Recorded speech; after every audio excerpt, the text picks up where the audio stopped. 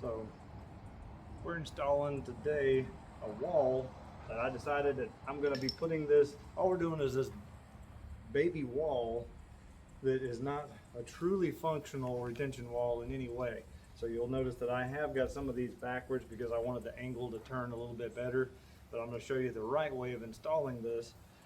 This is called Stonegate wall from Flagstone Pavers. Flagstone's a company out of Brooksville. We supply their pavers and we retail sell them here. They have pavers and retention wall.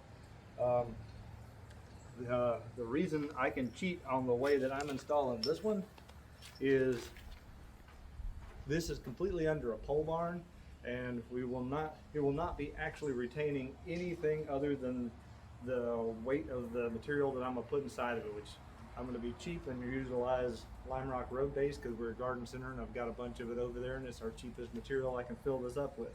The final product for this is for me to build a back wall and a front wall over here. I'm gonna show you how to use these in just a second, and then I'll be backfilling this. I'm leaving stair steps and I'll be backfilling this up to the top of whichever level I get to. I'll probably have to block this across here with a board or something in order to keep my retention sharp. But when I'm done with all of this, I'm going to take carpet, put across the top of that, and that's because this is going to be shelving for pottery, and I want that pottery to have a very soft material to sit on. So that's the reason that we're building this the way we're doing this, and I'm just doing this completely to show off some of this material and how it works. These are the keystone, these little keyways, they lock this in. Every time that you put one of these down, there is a bottom and a top.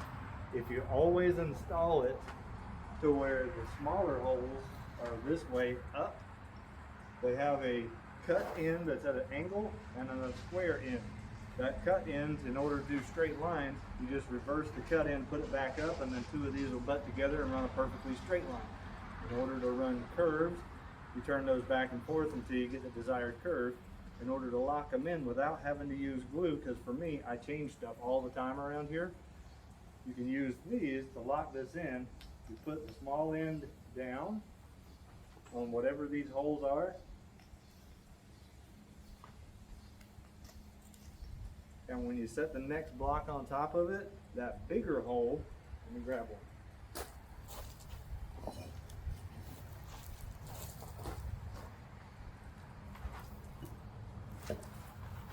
This bigger hole inside here allows you to have room to navigate that, put it down. That way, if you needed it to be there, it will still lock it, but it could also slide.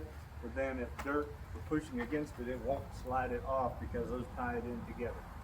That's how these things work. And then the next one has a small hole up here. It's got three, so that in case you're turning it, they aren't always perfectly cleaned out. I know you can't really see this, but this has got concrete in it.